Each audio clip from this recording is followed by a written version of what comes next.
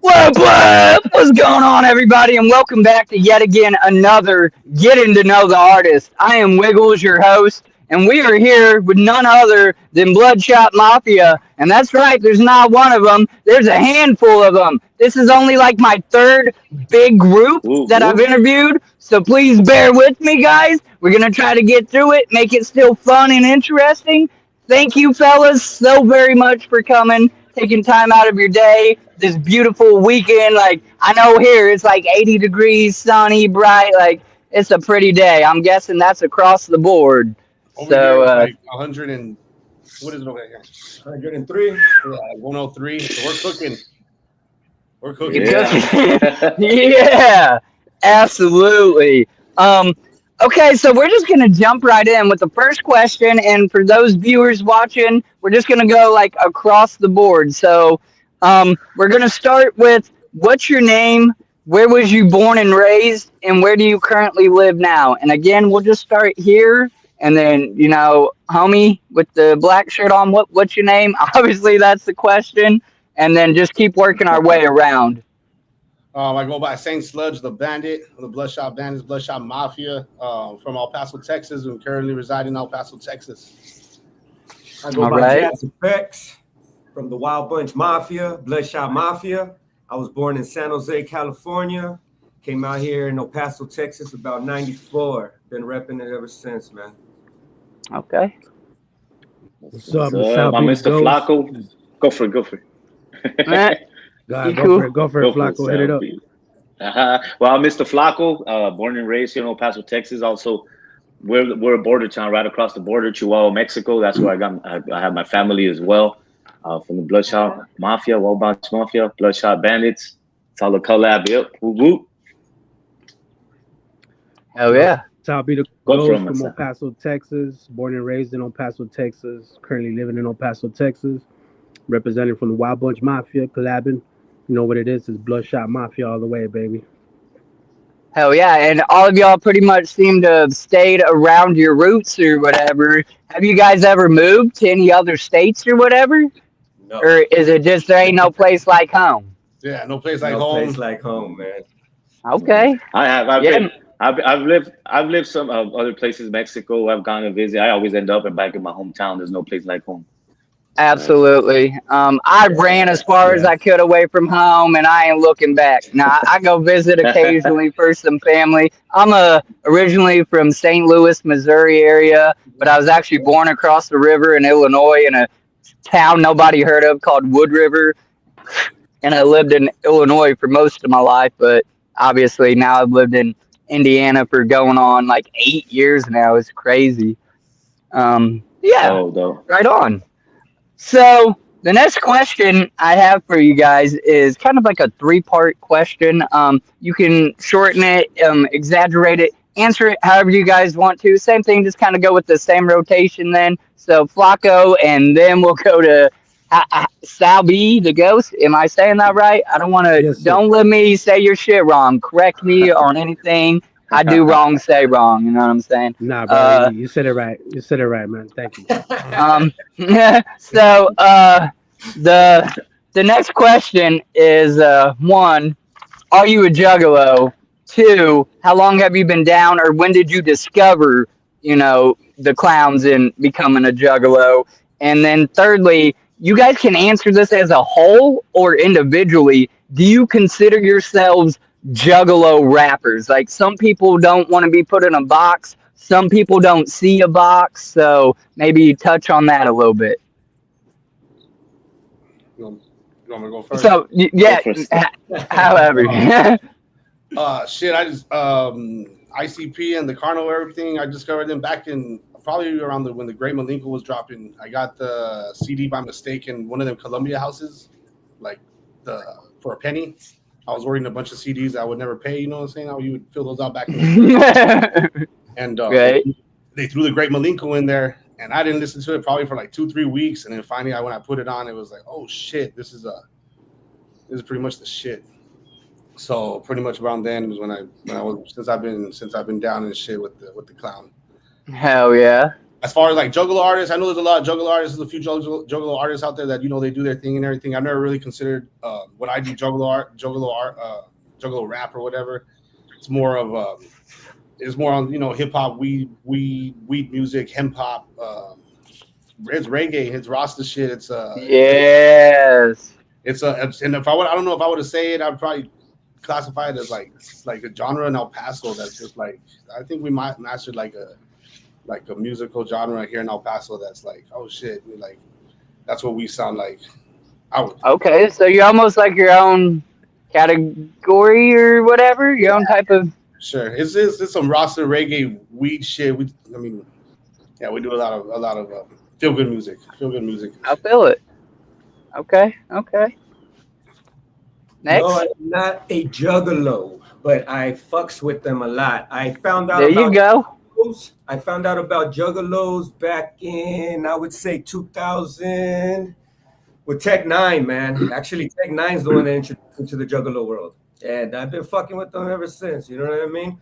I make music for everybody, you know what I mean? I don't really consider myself juggalo rapper and all that, but if they would accept my kind, by all means, you know what I mean? I fucks with them all around, you know? And That's love. I got my own little stilo. We got our stilo, like my Cuddy over here said and everything. And yeah, we looking forward to fucking with them. You know what I mean? Yeah. With that whole woo, you know what I mean? I be drinking my Fagos, I throw Yeah. I fucks with it. I'm a clown all around, you know what I mean? That's my second persona and shit, you know what I mean? Harvey Absolutely. Most def. Yeah. Well, as for me, I've known about the Juggalo since back in the day, since even Woodstock '99. I'm like just like Jabs practically. Not really a Juggalo artist, but I mean I'm a clown all around as well. We're really diverse here in this hometown. The music is really diverse. We accept all kinds. It's like our sound. You guys are gonna take a look at that. And hey, wherever we're accepted, I mean, we roll with the Juggalos, man, and it's badass. It's badass to be a part of it and be accepted as one. You know what I mean? So our style is very different, and that's what we like. We like all kinds. We accept. So I think we are a perfect example. This group is like a perfect example of like diverse sound. We do reggae. I rap a lot in Spanish. So we all mix it up. Obviously it's a border town, so yeah, we're a long way to Thornville, but we're really excited, man. We're gonna go fly over there, but that's how I was introduced. So I was, like I said, I would listen to everything, so on and off, yeah, and then when Sludge said about this opportunity, man, to go and rock it with y'all, it's like, whoa, okay, that's dope. That's dope to be a part of that community. So yeah, that's what it is, man. We definitely have a tight knit community, and we embrace people who embrace us, as long as it ain't on like a voter standpoint or whatever. I would say. Do you think? And I've heard you guys, and that's what I kind of like. I like reggae personally myself, just even outside of being a juggalo or whatever. But the dreads and everything. right, and but do you think you have a horrorcore aspect to you too? Like horrorcore? No. Like if you think of a perception of ICP or even, Forbid Twisted or my main Ouija Mac, you know what I'm saying? That's that gutter trash horrorcore kill type like music. Was there? Nah, not necessarily. Well, you should see. Sorry, real quick. You should see our studio. Our studio. You should see our studio actually at the lab. That's what it's called, Horror House. The Horror House. And, yeah. I mean the Horror House. And so I mean it's I think we do. We could. We do have that as well. That gutter, that grime, that the horror in our rhyme. We could go there. We're so diverse. We could do that. Most def. I know I am. I know we are. I know we have that. For example. Absolutely. Sure. And I wasn't cutting you off, Sal. Come on with it. Are you a juggalo? How long have you been familiar with our world? And are you a juggalo rapper? Yeah. Well, I don't consider myself a juggalo, but I've been down with the clown for a very long time. You know what I mean? First time I ever heard about about y'all's culture was I gotta say sometime like late '90s, early 2000s. I was out in California, and my cousin Danny Weedy, shout out to my cousin out there, and he actually was the one that introduced me to ICP, man.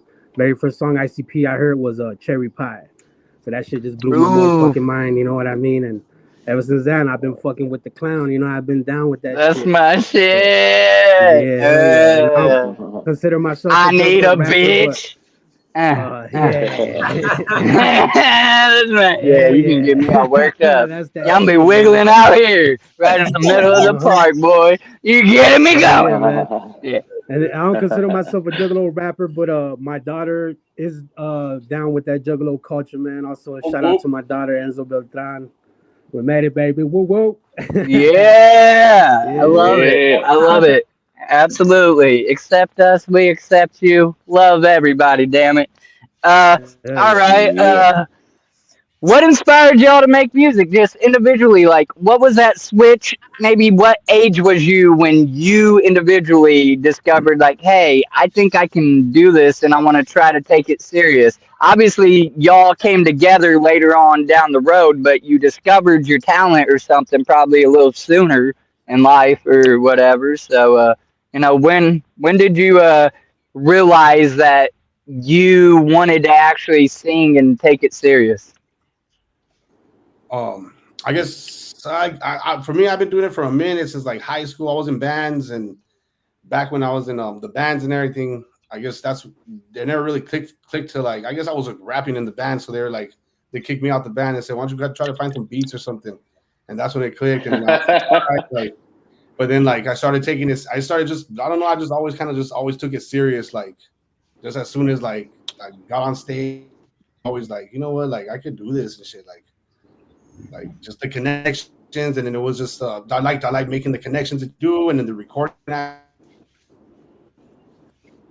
just Absolutely. putting it all together into like put just a puzzle and just came together. So like, just oh, just that Yeah. was like Bet. Shout out real quick to Flapjack Wilson in the chat. Whoop whoop. What up, homie? I appreciate you coming through. Real quick, shout out everybody that's Yeah. came through so far. Shout I out. appreciate you guys. Okay. Hell yeah. And I didn't mean to cut you off. I'm kind of rude about Shout out. that. Shout out. Nah, But you're good. I gotta give them some love too. They're coming through for you, not me. They've seen my ugly face a dozen times. Hell yeah. That's what's up. Appreciate y'all Appreciate being with that. the Appreciate everybody, man. Thank you. yeah. Okay. All right, next. When did you? Shit. Actually, man, fucking shit. I would say probably like 77, bro. I actually started kicking it with my fucking cousin right there, Sal B the Ghost, that dude in the all black right there. Yeah, we started doing that shit back like in 97 when we were like in fucking junior high shit, man. And we've been doing it ever since, bro. Just kicking shit. And did it start out as like some freestyle rapping just for fun, or Actually, just yeah, she taught me how to spit bars and shit. I used to just rap and shit. I didn't even know what the fuck. Oh shit, you're breaking up. Used to get kicked out of the class and shit because we used to fucking freestyle in the back of the class, you know? We get sent up, written up and shit. That's how it started, man. And then we just fell in love with it. Kept on doing it ever since. Started taking it real serious back in like what? I would say 2000, early 2000s. Like this right? dude, this shit I want to do at least, you know what I mean? So yeah, shit, been doing it ever since, man. And now we over here, we're about to rock the motherfucking gathering of the juggalos, you know? So Right. that's me right there, Cuddy. Yeah. Well, to me, I started. I think it started with in the hood, man. Just in the alleys, just trying to rap and just making shit up, and then I started when I first recorded my first song. That's when I was like, yeah, I like this shit. I like this shit. I could be doing this, and then started doing shows. The first time I ever recorded was in Mexico. See, I have family over there, so just back and forth my whole life. But that's where I recorded my first song. So as soon as I started getting to know. We started a movement over there, so slowly it's just blew up. And over here in El Paso, we started taking it serious, like I say, like doing shows. Became part of Wild Bunch Mafia, which is that was like in 09 or 10 when we started, if I'm not mistaken, right? And then just from there, man, it boomed, and we've never stopped. I still collab with people back in Mexico and back and forth, and we collab and whatnot. So, but that's where I'm at right now. That's me. That's how it started for me. That's awesome, man. Yeah. Well, as for me, started back in 97, 98. I would just go around rapping other people's shit. I was just a big hip hop fan. Never really wrote my own stuff till like around 98. One of my friends' older brothers, he actually is the one that got me into writing. And then after that, he became a DJ, so he would just spin shit and I would spit. And then later on, me and my cousin Jazz, we clicked up. We've been doing it ever since, man, writing and shit. We started with that Wild Bunch Mafia. Later on we met Manny down the road, clicked up, and you seen the product that it is now, man. We out here holding this shit Absolutely. down for real, man. We're taking it real serious too, man. So then you two are cousins? Yeah. Okay. That's what's up. Yeah. Me and Jobs Effects, yeah, we cousins, man. Right Yeah. on. Yeah. Sorry. Yeah. Um. No, that's dope. Okay. So then, who do you guys look up to in the music industry, underground or mainstream or both? So like maybe somebody on the radio or maybe somebody that's like top tier underground or whatever. Just maybe list a couple artists or so that you guys really inspire or pull from. Or I guess for me, it's I take a lot intake like Bone Thugs and a lot of reggae, 311, Sublime, Big Al. Go for it. Oh shit, man! I got a list of fucking. I like, yeah. It's gonna. Yeah. I got inspired by oldies, man. You know what I mean? The Temptations, Metallica, Jimi Hendrix, Tupac. yeah, I Mac Dre, Bay Area rappers, underground hip hop. Man, I got a whole gang of it. I fuck with it all, brother. You know what I mean? Eagles. You know what I mean? that's Yeah. beautiful. I like them oldies you're throwing in there. Metallica. That's what's You up. know, like fucking. I fuck with it all, man. Yeah, I got inspired by a lot of people. Like, yeah. Yeah. Yeah, that Same goes here, that man. goes the Inspired same. by too many That Eagles great and out here, but I do gotta say, one of my favorite artists of all time, man, has got to be Rick James.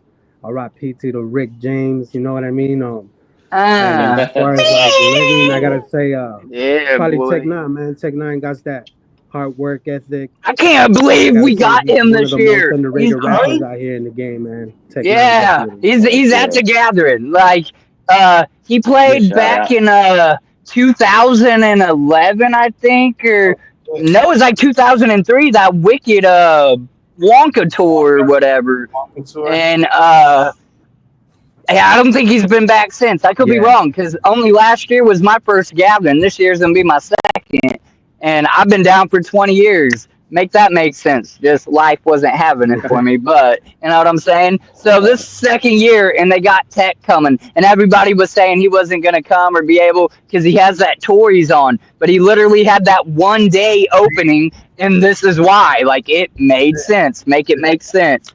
And we got some Tech 9. Announce him too. I don't know. I could feel it. Hey, hands down, Yeah. 9, his performance is fucking out of this fucking box, bro. He's like, I've never seen him live. really. Oh, shit. Never. Yeah. Never. Yeah, Tech 9. That's another one too. Like my cousin has said, Tech 9, man. That's another dude. Performance wise, inspired me like a motherfucker, bro. We just to throw it out. We did a show with Calico back in 2016. No shit. Yeah, Chris Calico. Yeah, we did. Was you like on tour or was you just opening? Or I mean, either way, it's both phenomenal. Yeah, he was on tour. Came through the city. Here in the city, we usually We opened up here for a couple of nice acts out here actually. Yeah, Absolutely. Busy Bone. Opened up for Busy Bone as well. Oh, yeah. Ooh, DJ Paul from the 3-6 Mafia. DJ Paul, that's right. Oh yeah, we opened he's up for him as well. legendary.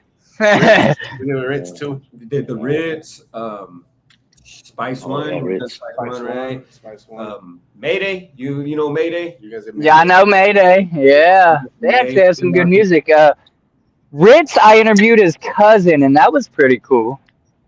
Dope. Oh, nice. Dope. Oh, Yeah, he was out here in El Paso. We got the chance to open up for him, Yeah. share the same stage as well, man. Absolutely. I I don't know where Sal went. I don't want to move on without him here, but I want to keep it progressing. So I'm just gonna go ahead and ask the next question. Hopefully that's okay. And if when he comes back, we'll pull him back up. Let's see here. Oh well, seeing I kind of this is as a whole, but I'm sure y'all can speak on it. The next question is: are there any current projects in the works? So outside of y'all are about to perform at the gathering, like what's new for the group or the band? Are you doing any shows? Are you doing any tours? Are you working on any albums? Any just features or one-off, events or anything like that going on before the gathering? We got we got a show coming up before the gathering, July 5th, in Las Cruces. It's a Red Man's Dab Roast with performance by Flesh and Bone, Swisher Sleeps, and some Old Thugs family artists. Slow Bone in them? I think so. Maybe it's them and shit. Yeah. And then where can people get tickets? They could look up Laughing Grass Dab Roast Festival in Las Cruces, and then I guess it'll pop up right there. And then they want a promo code. They can use promo code Bloodshot to get a discount on the tickets as well. Yeah, absolutely. Yeah. That's what we want to do, y'all. If you're around, that's in Texas, you're saying? It's going to be in New Mexico, Las Cruces, New Mexico. Oh, sorry. Now So if anybody is around New Mexico, and you can catch this show, go check it out. Go support the homies. Even if you don't know who they are initially, like, and you're catching my live stream or on the replay and you're around the area, go check them out. If you ain't got nothing better to do, why not? Yeah. How much do you think tickets would be? I think they're about $45 with the promo code. Okay, yeah. They're offering a dab bar. They're offering you can smoke inside there. People are Drinks and whatnot, and yeah, there was drinks at the DJ Paul one. Yeah. When we opened up, I think it's gonna be at the same venue. It's like a wine distillery or some shit like that, right? Like that, yeah. So they got like an open bar and all that. If I'm not mistaken. Okay. Yeah, and Redman's gonna be there. I mean, Redman. Redman's Can't go wrong with Redman. There you go. There's the headliner, baby. Yeah. And then projects that we're working on right now. We're about to get started on our Dia de los Muertos project, our second project, Bloodshot Mafia. We have our first Dia de. That's when you were asking earlier about the horrorcore aspect. Maybe the Dia de los Muertos not too much horrorcore, but I mean we do like goes that route into the Dia de los Muertos theme or whatever. We like to, for the video and everything, we paint up our face and we're in the graveyard. Okay. We're in the graveyard and everything like that. So hopefully we can come out with work on some tracks. Start working on some tracks and get something out. Yeah. First, I think is Dia de los Muertos. Okay. Yeah. What would you say? And this could be different for all of you individually, or you guys might all agree upon the same song. But what would you say? The two-part question here. What is your favorite song that you guys have made together so far that means something to you for one reason or another? And not to confuse with what is one song that you would recommend to somebody that does not know you, but you're trying to get them hip to your music. I would say, go for it. Go ahead. No, I think that's a hard one for me. But what would you say, Seth? I would probably have to say Everything EP. That Everything EP goes hard, To show someone, like live. Yeah, like, and then the one that I probably feel is that's the one I like. You know what I mean? And then because we're repping our city, we're talking about our city and everything.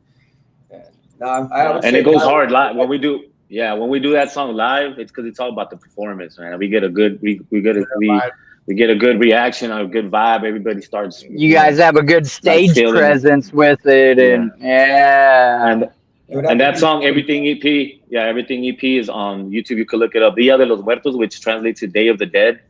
So, so that's what the theme is. But that's Everything EP as well. It's because we're so diverse. That's why for me it's hard. It just depends on the mood. Because I mean, we recommend them all, obviously, right, brother? But right, and that's why I like to ask this question.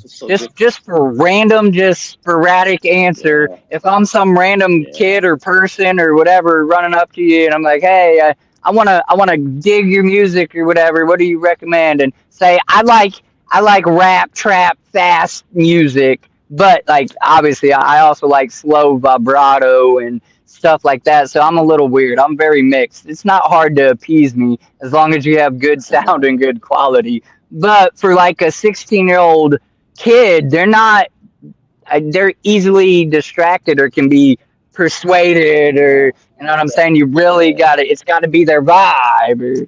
So I just like to ask the question, throw it out there. I would recommend because if I would recommend the Heart of EP.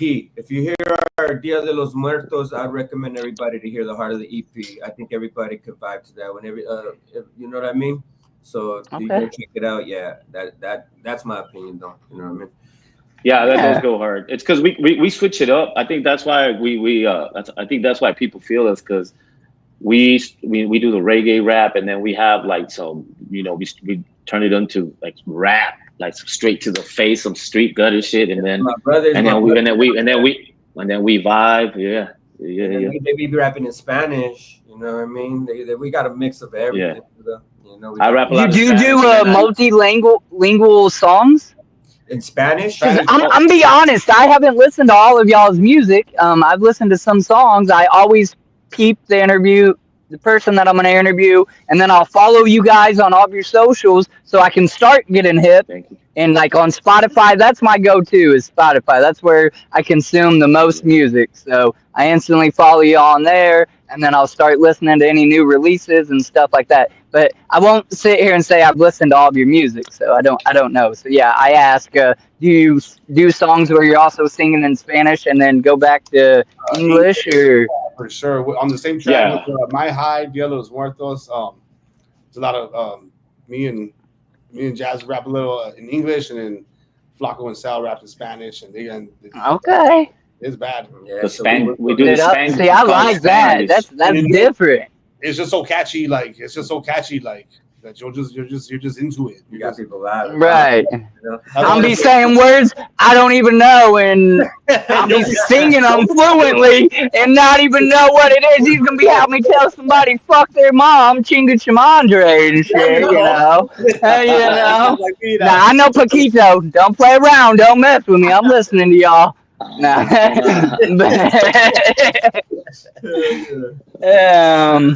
Okay. I'm really excited about doing that over there and at the gathering, though. Do that Spanish and to see the reaction that we get, but then like hard English, and it's just all mixed. Yeah. Do y'all know who Sagon Umo is? No. They're from Spain, bro, and they came to the gathering, and they've done songs with Ouija and Darby, and they do multilingual. That should be, I thought y'all might know, and that's assumptuous of me, but that could be like a dope feature, or try to make work. Like, they are fucking awesome, bro.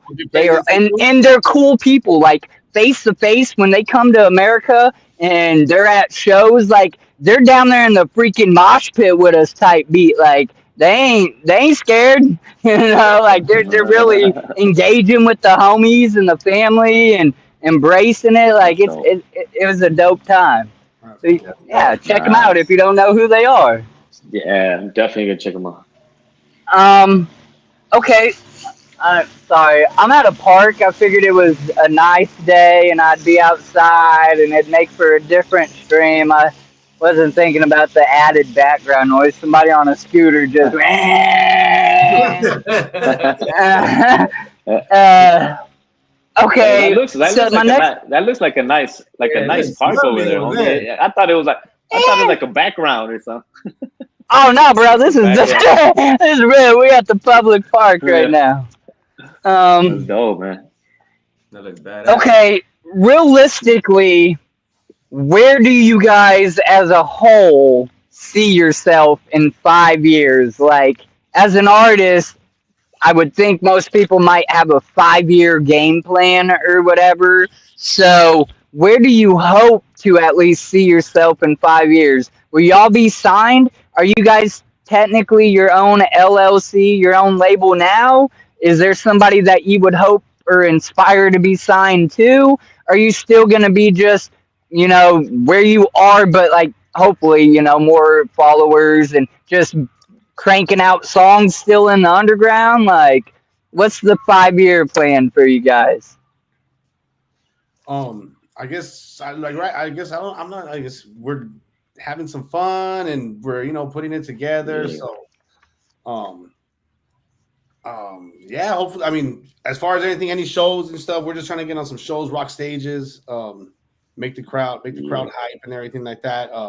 We put everything out right now under Hood Rep Records, Hood Rep Clothing. That's the label, or quote unquote independent or whatever.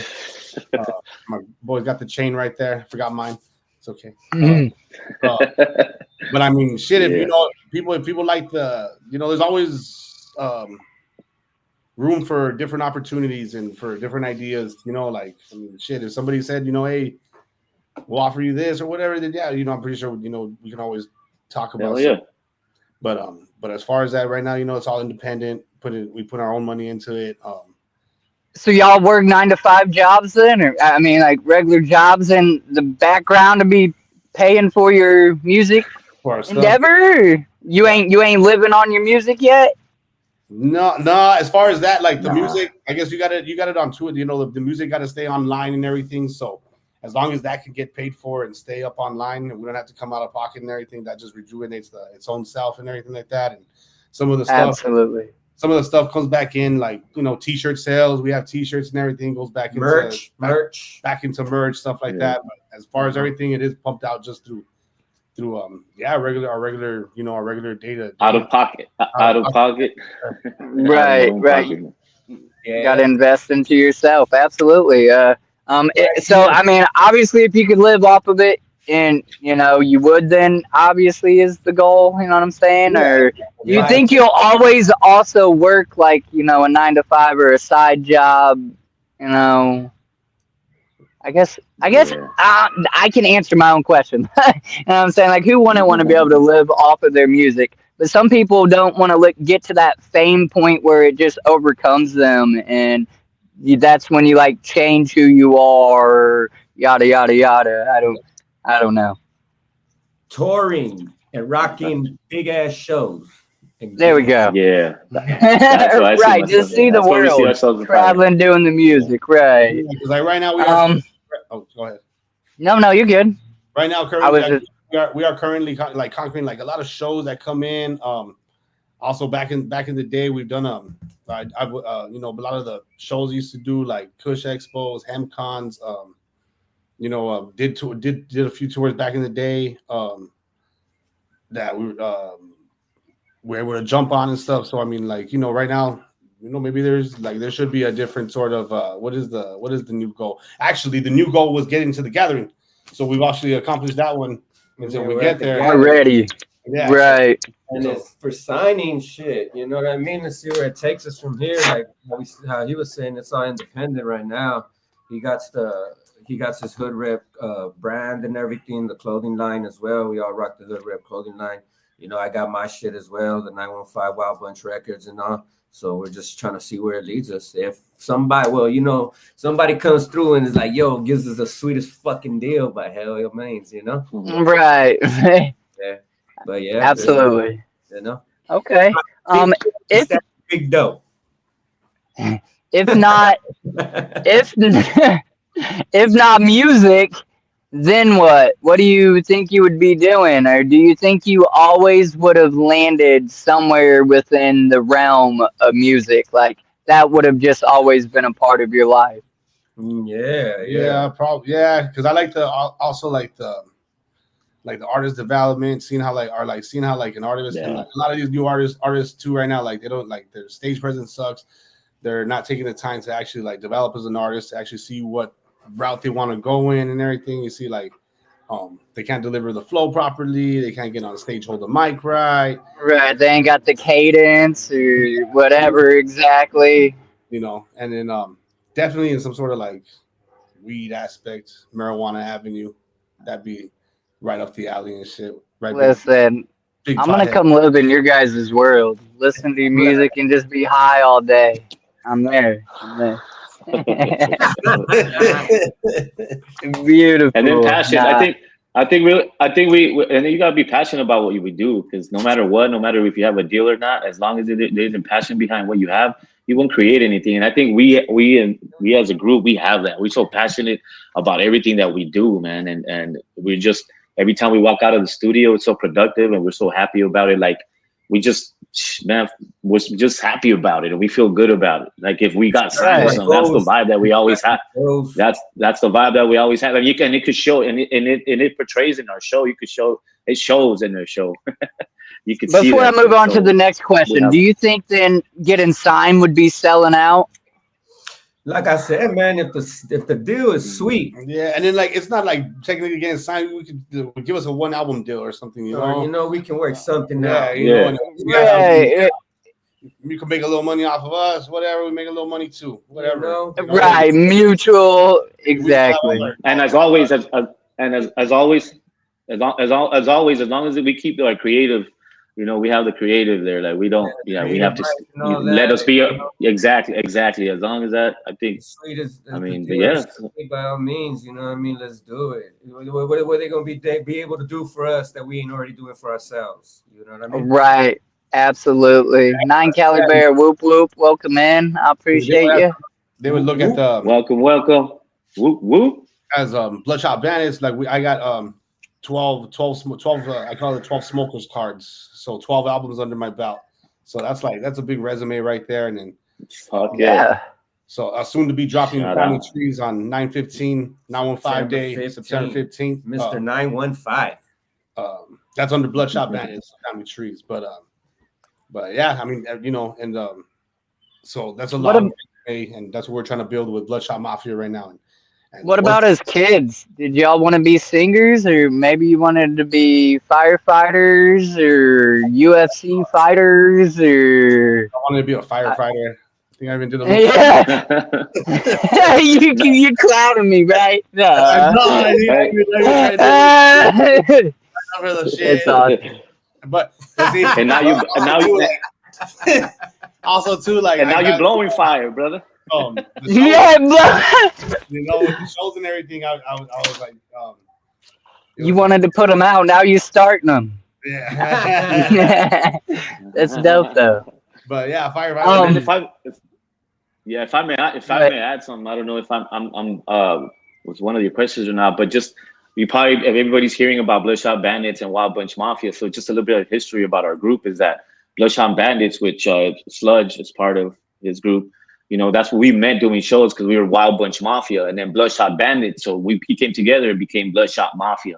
So that's where the no kidding. Both. That's how you guys combined, huh? No, don't ever hesitate. Give me all the goods. I don't know this stuff. I have a set list of questions to try to keep an interview going. I rely and hope that people come through and ask their own questions or whatever, and then I gauge it off. But yeah, don't hesitate to tell us something good. That's freaking awesome. Yeah. Yeah, and a lot of people, and we love the. It was so then the level that we got from it, the vibe that we got from the people. Everybody started digging, and we're onto something, you know. So let's just keep it. So that's where we are right now. Yeah. absolutely. Like it was meant for y'all to come together. Yeah. Okay. Yeah. What did you do?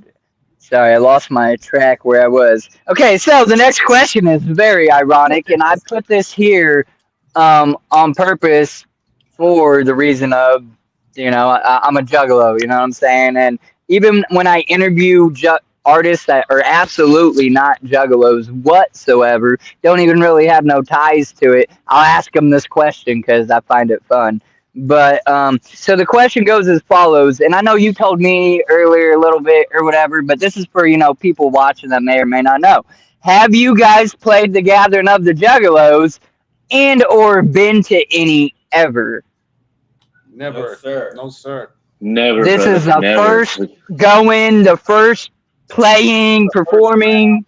First And we're play, and performing. we're performing, so it's Yeah, like, oh so- shit, we're going and we're performing. This is it's a blessing. it's exciting. It's fucking it's unreal. Yeah, it's So, Is there anything that has you nervous or worried or like thoughts about it? Excitement, I would assume. I mean, have you guys watched any of our I don't know. I don't want to call it a biography, but Yeah, we yeah. have. I was scared. I told her. I mean, at one point they're gonna have to show their butthole. I told them. Yeah, maybe. They're gonna have to do it. He said, "I ain't," but y'all got to do it. Somebody got to take it for the team. That they're a little scared of it. I showed my boho in 03 at the You're good. You're golden. You're in there then.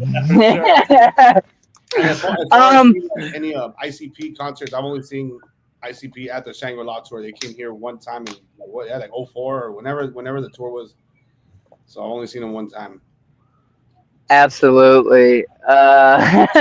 So the Juggalo world knows me or somewhat knows me, and they have yet to see Wiggles. But it just depends. You know what I'm saying, on the vibe, but it's about, they might get a little peek at it, but I don't know, that's to each their own. Just be cool. You can be like, nice, showing you my fucking asshole and whatever. Just it's fun. It's all in good humor, good fun. People do get booed off stage and shit thrown at them, so you better come with that A game on a stage performance, though. Yes, sir. That's Yeah. the only thing I can throw out there. But I've only seen and heard of like a few people that really like got the treatment. Tila Tequila and Riff Raff being two of the worst ones ever. Oh, yeah. And that's just because they were punks, bro. They were petty about it and they showed fear. And we're like a bunch of pit bulls or something, bro. Like we smell that shit. what happened? What happened? I didn't hear this. So like, She said, "Fuck you, Juggalo," didn't she? yeah, and she was a racist cunt. Oh, shit, She had like a Nazi swastika thing or something, and then she she denounced it or something, or thought that we was gonna forget that she was just a piece of shit person. Why the clowns freaking brought her out, put her on, is beyond like most of us. Like they wanted her to get that treatment or something. I don't understand. And then Riff Raff, I don't know his deal. I know he was scared. You see the video of him trying to like first come out on the stage and act cool, and like Jugs weren't really feeling it, and then he just kept going on, and then shit started like flying at him, and he just like hid behind stage.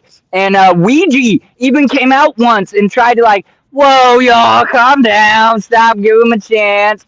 And then he came back out, and he just wasn't doing it, man. He wasn't giving it to us. He wasn't. It almost sounded like he wasn't even really trying to sing. He just letting the background music play. You know what I'm saying? And nah, they weren't having it. We don't. Right. We don't rap over vocals. Yeah. We don't rap over our lyrics, man. We just That's let the one thing beat down go, here and we'll. In El Paso, like if that's one thing, we don't like to rap over vocals. The hook may be in there and everything like that, but the vocals, everything's dry on the verse, and we're gonna give you guys. Absolutely. We like to have. Oh, a you're set. gonna kill We're it. gonna be burning trees. We'll be giving out Treats. pre rolls, and we'll be having a say. We want you guys to join us in a smokehouse. Oh yeah. Listen, everybody be Yeah. smoking all day, every day, Oh, eating mushrooms and God forbid what else. we're playing on Saturday. We're playing on Saturday at 5:40 on the detonation stage. On the dead. Yes. 5:40, so that's midday. Yeah. Okay. I'm gonna try. See, it's crazy. I have a lot of people that I've interviewed, or even before I got to interview you guys. I don't know who I've been talking to the most. I guess you maybe on Messenger. Okay. Nice to officially meet you. But like, I communicate with people. I haven't. What the hell was it? I just lost my train of thought. I've interviewed like 12 artists that have played or that actually got put on the list or whatever to perform and whatnot. Dude, I really just I just brain farted my whole train of thought where I was going with that. Nice. It's all good. I'm a burnout. Bro, I had a good point. I'm sorry. We'll come back to that, hopefully. The hell was I Oh, saying? if I could add some real quick, we're actually really I know Sludge right here. Sludge, he even got he's got the tat, and everything, and I see, the Juggalo tat. And I know we're really happy and proud of him. That's what we were telling him, because I know this is for him, like one of his dreams come true. And we're happy. I'm happy. Obviously, we're all happy to to be part of it. But I know it means a lot to him. It means a lot to everybody, obviously, to have this right. But he claims and go get down and rock a stage. But he asked. That's that homie. I was like, bro, we're so happy, So I mean, being part of it with him, that it's gonna be it's. And that's what I was gonna say. Thank you. I feel so much obligation. I'm gonna try my damnedest to catch everybody's set that at least I've interviewed. Like, I feel obligated to, and it really is hard though. Like you said, you guys is at 5:00 midday. I guarantee you there's 7 other things that is gonna be going on when y'all's set is going on. And this is advice. This is not discouragement. This is encouragement. Promote yourself. Promote your time. Promote your set a lot, because it's easy. It's not even personal. When as a homie, as a juggalo going there, I'm like, oh my God, I want to go here. I need to go. I need to see all of this. Hey, you can't do it all. So don't take it personal. Enjoy your time, and I mean, from now till August, do the best you can to promote that set in time. Like, hey, y'all, we're midday. You said 5 or 6. What time? 5:40. You know what I'm saying? So just we're bringing our stage from El Paso. We're bringing our stage props. set. We're bringing all our weed sacks. We're bringing our weed lays right here. So we're excited. We're excited to do what we do down here out there. Absolutely. Okay. If you guys could collaborate with any artist, mainstream or underground, that you have not collaborated with yet, who would you like to collaborate with? Go first. And I know that the list could go on forever. Maybe again, just give 1 or 2, and we'll move on to the next question. Probably be Crazy Bone or something. Tech 9. Okay, yeah. Y'all need to just ask him when you're there. Hey, Tech, what up? Let's do a song. We're both here.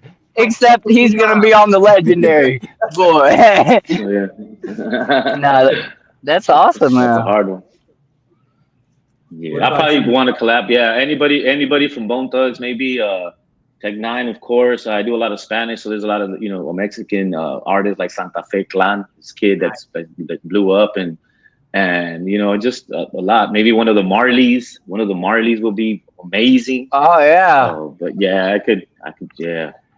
I have a question that I've never asked. Is there anybody that you guys have your eyes on? Like, you know what I'm saying? Like, you kind of, that they're underrated, they're trying to come up in the game maybe or whatever, and you kind of vibe with them, but you haven't let them know yet or anything like that? Maybe, maybe not. This is just a random. Um, Hmm. no. No, he's No, I selfish. don't It's think like, so. no, I ain't giving my shine away. Fuck that little No. essay. Like, I'm sorry. Yeah, I'm sorry. no, because we stick within ourselves, kind of. You know what I mean? Absolutely. So like when we do music, we kind of like we do features and shit like that with people, but we normally just we really don't. Okay. Uh, Yeah, yeah. No, I was just trying to make light. Uh, have have you have you guys ever met anybody famous to you? So I've met people like ICP in person, VIP experience, Ouija Mac. At the gathering, you walk around and there's artists that just walk around in the crowds because they be kicking it with actual homies, and you can just walk up, get a signature, whatever. So I've met people like Scum and Insane Poetry and people like that, you know, Siamese Yeah. Goat God. But for this answer, I like to say I met Polly Shore, Oh the wow, that's cool. comedian actor. Oh, that's dope. oh, dope, So dope, Badass. dope. yeah, Yeah. have you guys met anybody famous to you? Shit. Yeah, I met a. Shit, Sludge has. I met a Yeah, similar- I know Sludge has. Yeah. I'll start off with like I don't know how you, start off with the big seller Willie Nelson. We were at Buddha Fest and he was there. That was back in like 2000, I don't know, 10 or something. We met Willie Nelson, Jelly Roll back in 2011 or something. Also, we were on the same show with him in Memphis and Mississippi or something. Hell yeah. And that was cool too because we were walking through the crowd and he was the one that told me good set, good. He caught our set while he was walking up and he's like, hey, that was good shit. Trade my manager. He told me trade somebody my CD, and that's how we got his no deal or no deal. No shit. That was pretty cool. And so we traded CDs and shit. Yeah. Our rep CD. Should have traded a feature. Like, hey, trade a feature. Some always got features from him. Yeah, that's one feature that's like a fuck, like because the homies had the connection. You know what I'm saying? And that was like Right. back then. He was like, hey, I'm out here Jelly Roll doing features for $250 right now. So come hit me up. You know what I'm saying? And so shit like that. We got features for like $3 right now. So that Yeah. Yeah, that's crazy. But yeah, a shitload of people. Even Screech from Save the Bow, Dustin Diamond. That's freaking dope. Yeah, I could keep going. Go for it. I know. It doesn't have to do. I think Sludge. He's met. I think almost the whole cast from Breaking Bad and shit. Oh, Breaking Bad. He's always going. No shit. Yeah, maybe just not Bryan Cranston or Aaron Paul. Haven't met them yet. But as a matter of fact, in July we're going out there to Albuquerque to the Breaking Bad store. Shout out to the Breaking Bad store in Old Town, New Mexico, Albuquerque, New Mexico, to see Badger, Combo, and Skinny Pete, the three amigos from the Breaking Bad, Jesse's homies and shit. So, but yeah, I've been a lot of the cast for the Breaking Bad. We do a lot of Comic Cons. We go to a lot of Comic Cons out here and everything. There's one every year, and then Albuquerque's only 4 hours away. So Albuquerque. I've never been to one. I would like to go. We've talked about it. You gotta go. I've been to like the oddities and curiosities expos and stuff. I'm into that weird kind of stuff, but we've just never had the chance to go to Comic Con around here. Either we were working or what have you, or money's tight. But I'll definitely have to attend at least one. I mean, it's in the element. It's badass. It's cool. Yeah. Fuck, I don't think man. Now that I think about it, it's fucking sad because I haven't met anybody like famous. He's like, man, I ain't met nobody. Shit, man. I'm trying to meet people, man. Like, yeah. I mean, I guess the most famous person, old head, because we've been getting gigs a lot here in New Mexico at the dispensaries. So we're really like a household name there. At shout out to 420 Collections in Las Cruces, New Mexico. They book us there and stuff. Last time we performed there was for Bone Crusher. Oh shit, a camera fell. But I mean, that's probably like the most. That's for me. But yeah, I still haven't really been like, oh shit. Right, like Yeah, wowed by somebody. not for me. And it's not even Yeah. necessarily that like I was wowed. I mean, I was, but I try to be humble. Firstly myself and then with people. I try not to give nobody that like you're that. I don't give a fuck if the well, I don't like our president. That's my own opinion, but I'm just saying I don't care if the president of the United States walks in front of me. I can say, "Wow, I'm meeting you, seeing you," but he's just a human. But you know what I'm saying? I just try to be humble with it. And who knows? You might meet the president, or I don't know, maybe not him, but somebody else. That's cool, though. The next question I have is real simple to the basics. What is your favorite color? And I will state mine is red. I like brown. Shit. Yeah, me too. I think I do brown, black, and gray. Okay. Brown, blue. I like the blacks, the blues. Brown, blue, and green. All right. Yeah, blue. Yeah. Black I can blue. tell like yellow and brown like is my color palette, whatever the hell that means. It fits your skin tone or something. I don't know, but I like red. Okay. What is your favorite domesticated animal and a wild type animal? Dogs are cool. Yeah. Dogs are cool. Dogs are always Shit, cool. I like dogs, cats, and sloths. I like them sloths, man. They be chilling, bro. They just always so slow. That's dope though. Yeah. Shit, I like dogs, and then it'd be cool like to have a lion or something like that. Fucking Scarface. He keeps telling me, man, he wants to own a lion, man. Yeah. A lion would be cool. Even an elephant.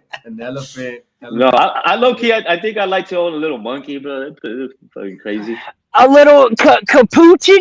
Dude, I need one to palm roll my dreads. I've been telling my old lady, she said, shit. You can't have a monkey, Sean. I said, I need one. He be doing the little thing. Like, come on. She's always hating on my dreams. Hey, I used to have dreads like up to like all the way down. No shit. Yeah, I used to have. Why you cut them off? Why was you done with your journey, man? It was oh man, it was like I was sleeping on. It was like I was sleeping on logs, it was balls out all over, and yeah, I was like 20. I cut them off. How long did you grow them for? Maybe from like I grew my hair maybe from I was like 16 to about 21 maybe, and then I cut them when I was about 21. Yeah. And they started dreading when I was around maybe 17 or something. Absolutely. That's awesome. This journey is quite empowering for me, but it ain't about me. So but I am gonna say about me. It's funny you say a tiger, bruh, or a lion, because that's my shit. Like, firstly, dogs is my favorite domesticated animal, but I also have some bobtail cats and some snakes and some fish, and I used to own a parrot and all kinds of shit. Those are the big fuckers. What? Those cats, the bobtail cats, are the big ass cats. No. It's like a 13-pound cat. It just don't got a tail. It's literally like, and it's born that way or some shit. And then my wild animal is a white tiger, bro, because they're not supposed to exist. They're like a genetic mutation. Ooh. One in every so many hundred is a real white tiger born. Word. And then they'll lure you in because they're beautiful, and then they'll kill you. That's it. There ain't no in between. Like, that dude's gonna rip your face off. So that's why I fuck with them, man. Dogs, pit bulls specifically, and then a white tiger. But you also, one of you just said an elephant. Like, they are really smart. I find it messed up that they're scared of a tiny mouse. But outside of that, elephants are dope too. And then, yeah, if I could have a little capuchin monkey to just palm roll my dreads, that'd be pretty dope. That'd be pretty dope. Hell yeah. Hell yeah. All right, we're gonna move on to this. Actually, let's see how many people's in here. I don't know who's all in here, but if you guys have any questions, what up, Prince? Whoop whoop. If y'all have any What questions up? for What them, up? go ahead and drop them in the chat so that I can pull them up, and we will ask. We'll see. And I think this question you guys have pretty much already answered, but I'll still go ahead and ask it. Being in the underground scene, how do you separate yourself from other artists? So, like, how Um, do you think you're different from all the other underground artists, or how do you try to make yourself different?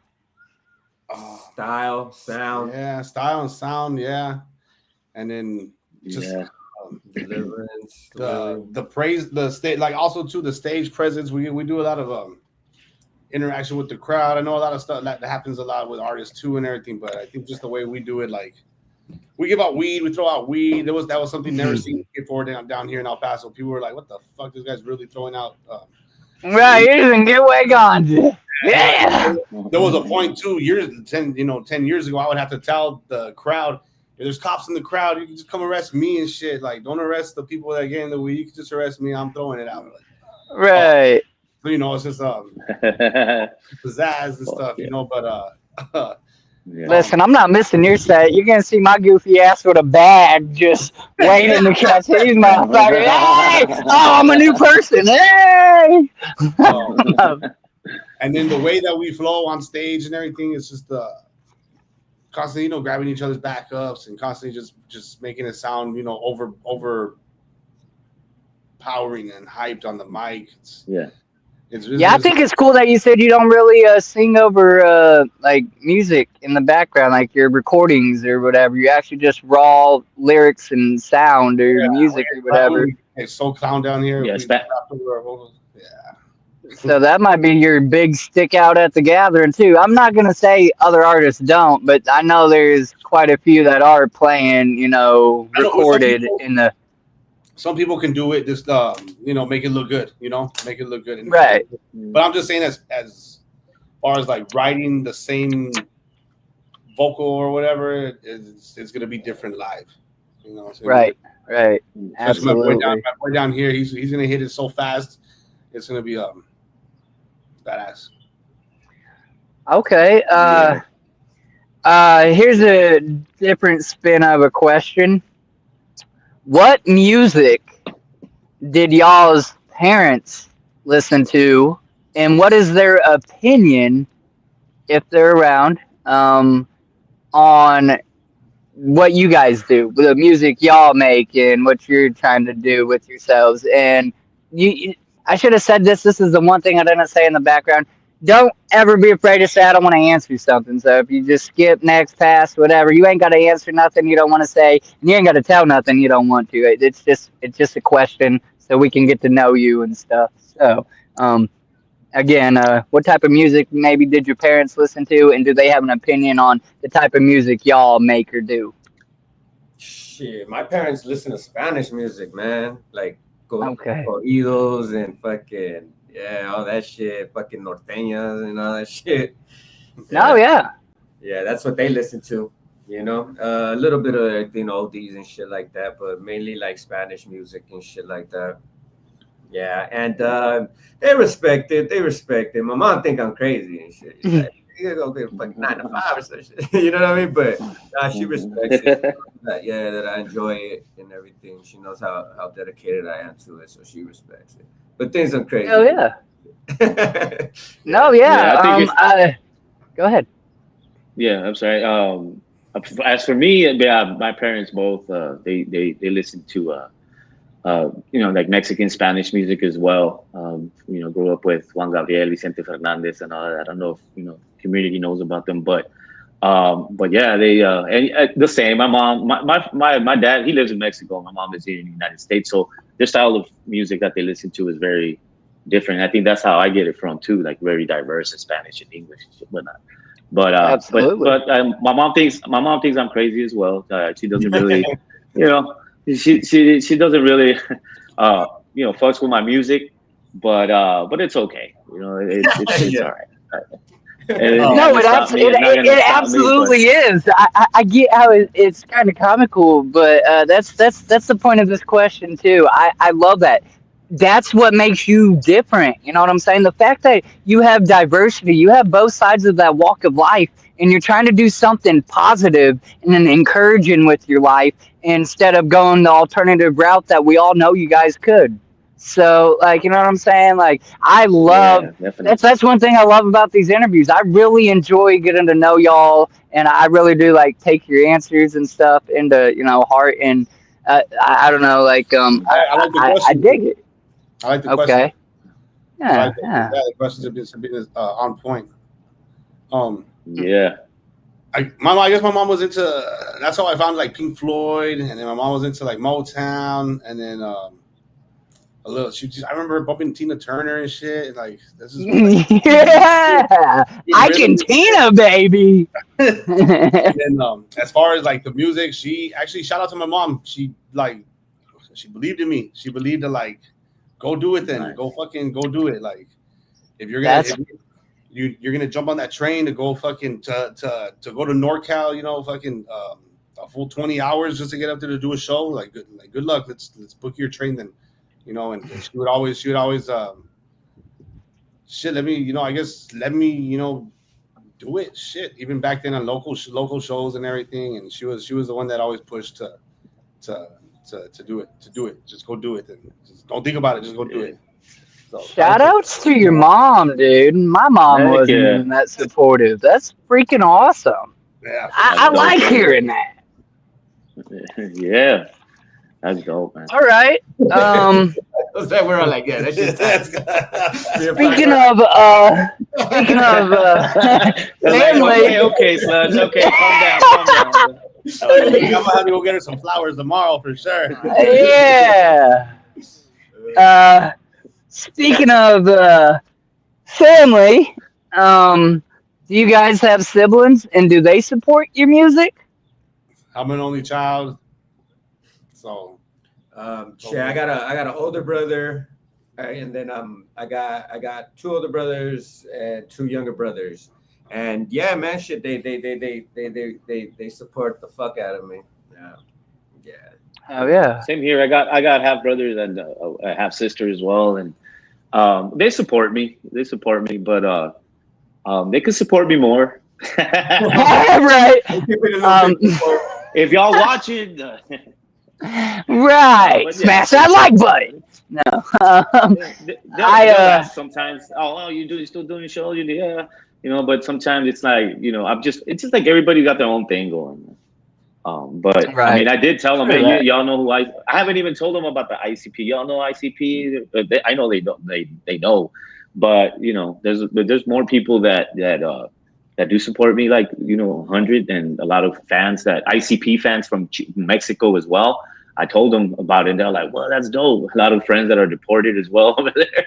That they grew up over here, so they grew up with that music as well. And I told them about it. They're all like, "That's dope, man. That's dope." So like, hey, just try to record and go live when you're there. Or if you meet somebody, let me know. But the support is there, man. But Absolutely. yeah. So I asked that question obviously to everybody, and it's about a 50-50 take. Firstly, I had half of us sadly have passed away, but I had 13 siblings.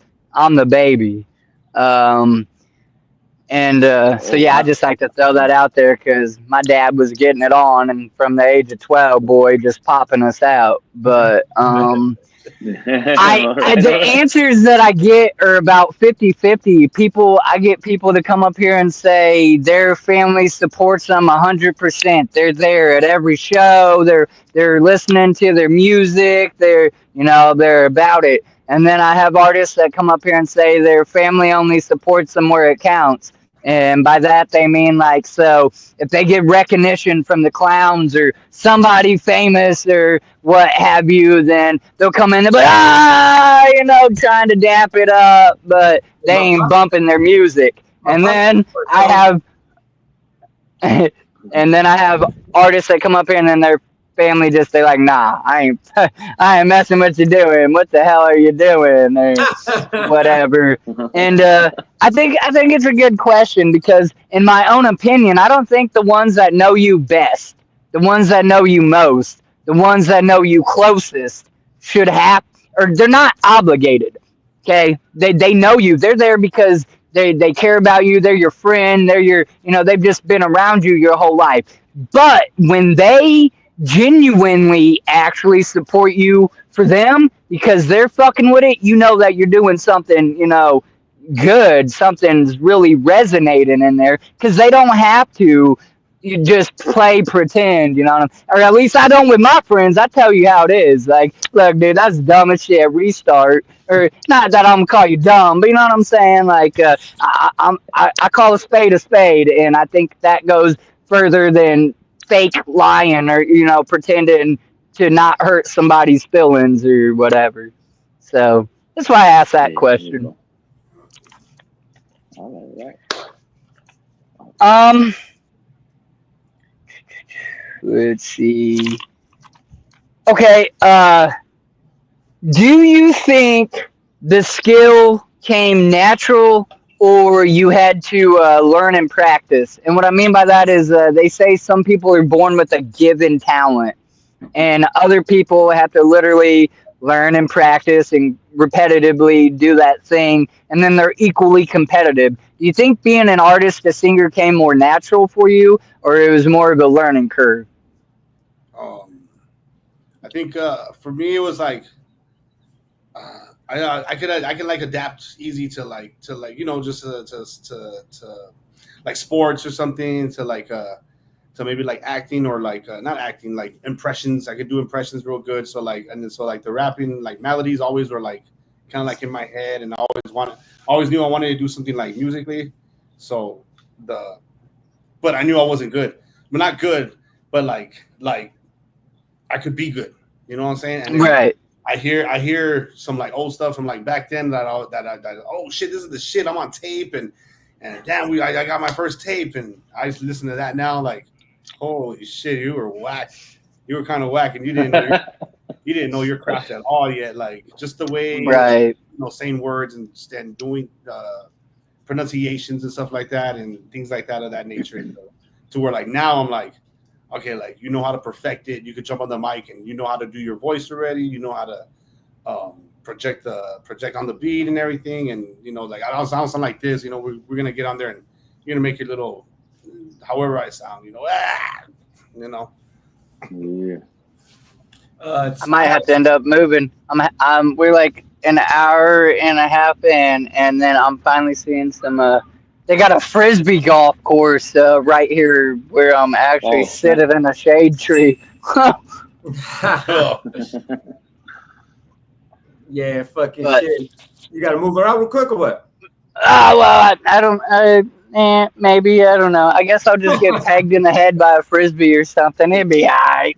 It only hurt for a minute.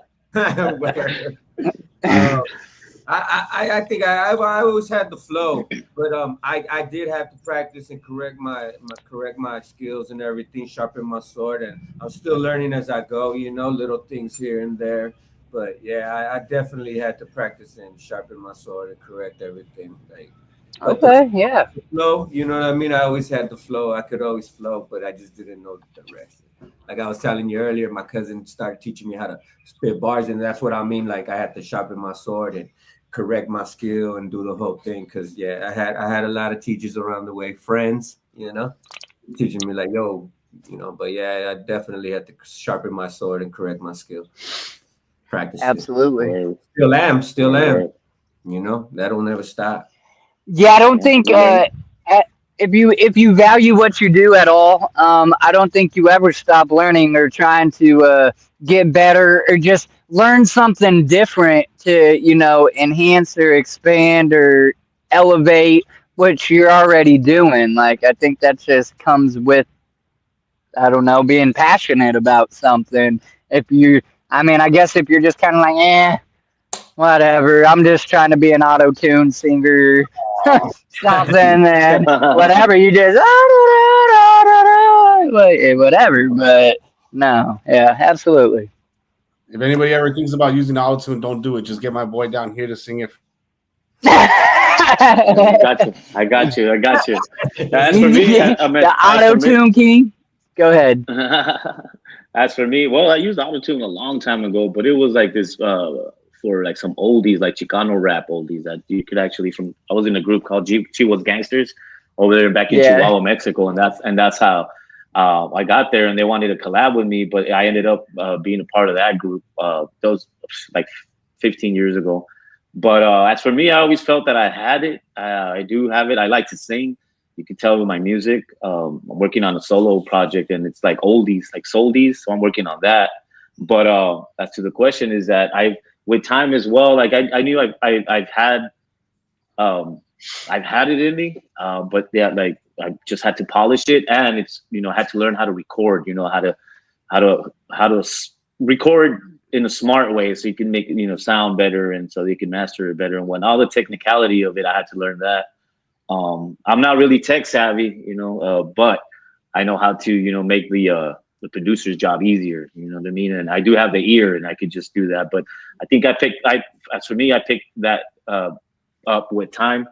But I know I felt like it was me. Like when the very first like songs that I made, it actually, because people told me like it sounds like it was like you've been doing it for a while. This was a long time ago, and I'm like, well, I got something going on there then. So I started, trying to polish the style with it, and we learn every day. We learn every day and make some good music. Yeah.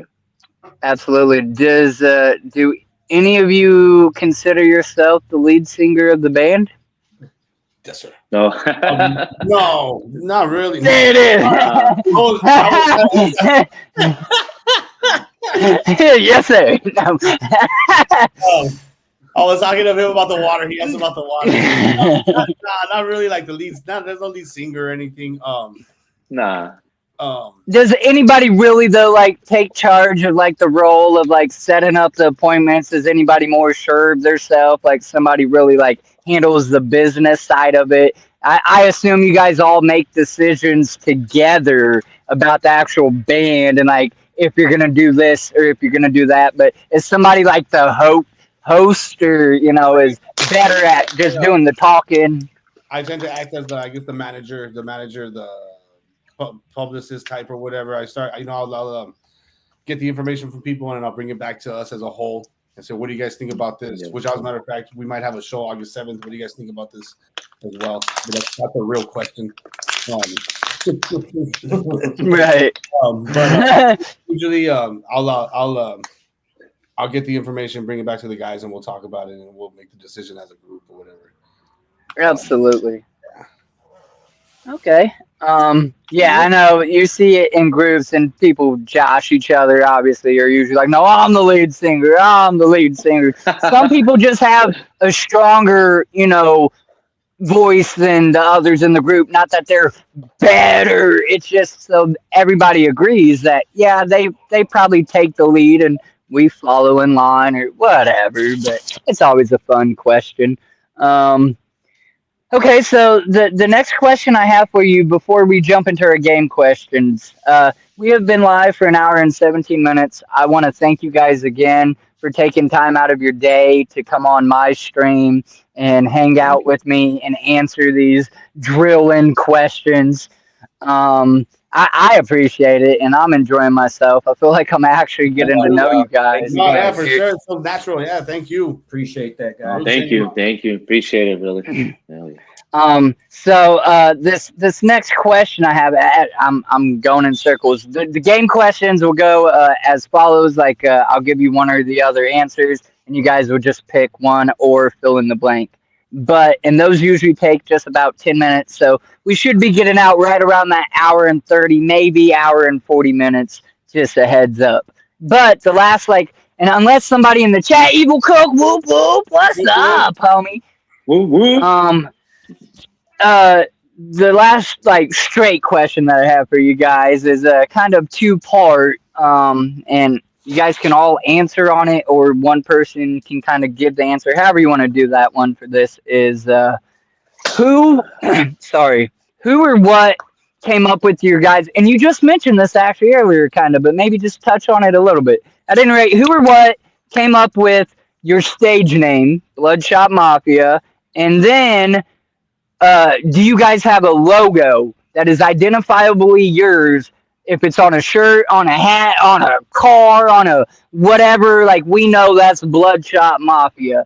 So, how did you come up with that, or who created that? And then maybe just real briefly re-say how you guys came up with Bloodshot Mafia, the stage name.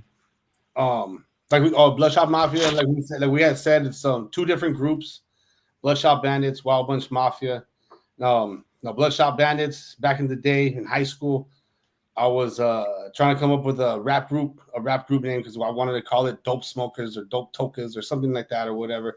But I also had something else in my mind that was going along the routes of something bandits, because like the Outlaws, Tupac, the Outlaws. So I was like, we're gonna be called the Bandits, or we're gonna be called something Bandits. And actually, again, shout out to my mom. She was taking me to go do a project with one of my old an old ex. He used to be in the group, and she told me, you better not come back home all bloodshot. You better not come home with your eyes all bloodshot. And as soon as I just looked at her like, get the fuck out of here. As soon as she dropped me off to my boy's crib, I was like, yo, we're the Bloodshot Bandits. And that's when he was like, oh, fuck, okay, yeah, we're the Bloodshot Bandits. And that was that. And then we started doing shows, recording tapes and doing shows in Cali and doing what we needed to do. And then one day I walked into the SMS studios here, and I saw this group up there, and they just looked crazy. They were in jumpsuits. They had fucking ski masks on there, and they just came out there like they were about to rob the place. And I was just like, who the fuck are these guys? And that was Wild Bunch Mafia. Yeah, and then the Wild Bunch Mafia, I created the name. I'm a big fan of cowboy movies. I don't know if you ever seen the movie Wild Bunch.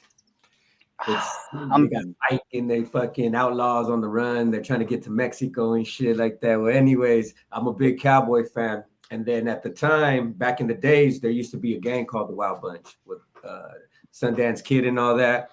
And so I kind of wanted the letters to like pronounce something. So I was like, Wild Bunch. It was like, okay, Wild Bunch, the letters. And then so it came up with wise, ill, lyrical, deadly, bad, untouchable, nuts, crazy, hated. So that was the Wild Bunch. Damn. Yeah. And then the mafia part was I had built a movement, and everybody was like from different sections, like my man, Mr. Flaco. They had different estilos. And I'm a big fan with the mafia stuff in my movies and all that. So you know how like they had like the commission, which was like 5 different families. Mm-hmm. So you had the Gambinos, the Genovesities, you know what I mean? You had the 5 different families. So that's where the mafia came in, different styles of people doing a different like, they're like in different environments, different families, you know what I mean? Different styles. Okay. Where it came out, Wild Bunch Mafia. And if I'm not mistaken, the Bloodshot Mafia name came out. We were doing a feature on his album, and we were at his house, his studio. We were recording, and we were getting all high and fucking. I think one of us was like, "Hey, so what's up with the Bloodshot Mafia?" Because we were both together, but we meant to say Bloodshot Bandits. And the Mafia thing, it just came out like that. When it came out of one of our mouths, like the Bloodshot Mafia. I mean, my bad, the Bloodshot Bandits. How's that thing coming along? And then y'all were like, yeah. Hey, he called us up one day. Hey, what do you guys down to do that Bloodshot Mafia shit we were talking about? And we're like, fuck it, let's do it. And that's where we're at now. Yeah, man. Dude, that's amazing. Do you guys have a logo? And there is logos. There's a couple of logos that are identified. That's Bloodshot Mafia. Yeah, identifiably y'all. And that's our boy Sinfi, Collab Academy. Teddy Rodriguez, he came up with the logos. The homie Looney, and as well as who did that first? Shout out Looney. Oh, Quintana did the first one for us. The homie Quintana did us for Wild Bunch. The Bloodshot Mafia. The Bloodshot Mafia one. Yeah. No. That was Bled, homie. Shout out to Bled Ache. He's from Chihuahua, Mexico. We network a lot over there. Actually, Yeah, and actually, the person that produces right now is homie MCM. Shout out to MCM. He's from Hermosillo, Sonora. So I've never met him in person, but we've networked like for 8 years. But so that's where it's just like a collabo of everybody. But it was Bled Ache Yeah, that did the first logo. Yeah, that's freaking amazing. shout out. Yeah, so. I lied. I do got one more quick, straightforward question. My old lady does digital art on a notepad. She also does some art on canvas or whatever. But when she ain't doing commissions, sometimes she will refer to my live streams for this very question. And she asked me to ask you guys if you could be an animal or a fictional character, who would you be? Oh shit. Okay. Because sometimes she'll come back and then she'll try to draw it up. She drew Ouija Mac as a chibi taking a bath in blood and washing himself in it, and he shared it across his socials. That was pretty cool. She drew a penis dragon for Clockwork E. I don't know if you know who they are, but they're known as the Silver Booth Brothers. And they're pretty dope. It's Kyle and Bill. They're a bunch of funny, goofy rappers, but they're full on jug, like good people. So yeah, Silver Faces. Yeah. Shout out real quick to all the artists that got called up by Rob to come play the gathering. I think of the legends, bro. Right. Shout out to all of y'all. Yeah. That's crazy. I guess I'd like to be, I don't know, like a fiction, like Frank Costanza from Always Sunny. Okay, yeah. There you go. Yeah. I'm digging it, bro. I'm down with that. Fuck yeah. My answer is a gargoyle. Oh, that's cool. That's dope. Yeah. Fuck, I don't even know, brother. I think about that one. An animal and a motherfucking character, right? Yeah. I would have to go with a lion. I'd be a fucking lion. And Bugs Bunny, yo. Oh, yeah. Bugs Bunny, yo. What the fuck with Bugs? What up, Doc? Right. Yeah. Fuck, I don't even know on that one, brother. Okay. Yeah. Motherfucker was so slick with it. He was always ahead of the game. Yeah. Hell yeah. Okay. So then we're gonna go ahead and we're gonna start these game questions real quick, and we'll just go in order again. You two, and then you, and then you just literally state one or the other. Pick which one. So the first question for the either or is gonna be candy, Twix or Reese's. Reese's. Twix. I'll do Reese's. Yeah. All right. Yeah, I'm more of a Reese's person too. Summer or winter? Winter, because it's fucking dying. Winter. I bet it's hot here, and it ain't even hot compared to what you guys get all the time. It's fucking bad, man. It's It's worse than Phoenix. I just came back from Phoenix. I think it was like 119 out there when I was out there. Yeah, that bitch was bad. Yeah, man, horrible. And then like dry air versus like wet fucking heat. So that's cool. I can deal with the dry heat. It's that humid fucking heat I can't fuck with. Right, sticky and just yeah. Okay. Yeah, I used to be a summer guy, but I don't know, man. I don't know if I'm getting older or whatnot, but I think I'm winter. Oh man, and that's it. And it's gonna be nothing for y'all probably, but August 12th through the 16th somehow seems like the hottest freaking days in the Midwest ever. It's like cooking balls at the gathering, boy. All right. Crazy. So just be ready for that one. All right. What's the hottest? What's the hottest you get out there? I don't know. It definitely don't hit no 120. So y'all, it ain't shit for y'all. Get out of here. It might be like 110. Okay, it's all right. It's a damn. On That's hot as average, fuck. I say we hit like 87 degrees, but there's days that are going to be 96, 97, That's not approaching bad. 102 or something. Right, yeah. So it ain't going to be shit. It's going to be a real vacation for y'all. For us, we're Yeah, is it? dying out there, but we don't care. We'll die for that Mm, shit. Hell yeah. Um, okay, truck or car, just for a general preference. Yeah, I guess a truck. Maybe something like a Jeep. I need something bigger. SUV. Yeah, yeah, there you go. truck, Best of both worlds. Yeah.